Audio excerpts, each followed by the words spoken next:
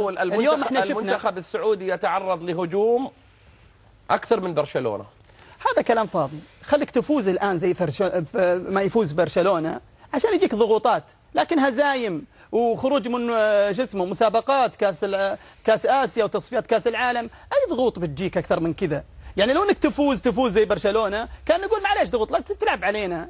يعني الحين سبحان الله شايفنا كنا بدو ولا كان لنا ضايعين. حنا اليوم صار ما صار، حنا على الوقفات وابليس ملعون. نعم بدو وكفوفنا يرجحنا، نرقى بعزتنا ولا نتبع الهون. سيوفنا من دم الاعداء تحنى، ناطع على الهامات لولع الكون. سيوفنا من دم الاعداء تحنى، ناطع على الهامات لولع الكون. واليوم لا والله خون زملنا، غارب علينا كل هافي ومجنون. من عقب ما ناط الليالي وطنا وظنوا وشكوا في ولا اللي يوالون. من عقب ما كنا احزامهم واسنادهم لو يضيقون.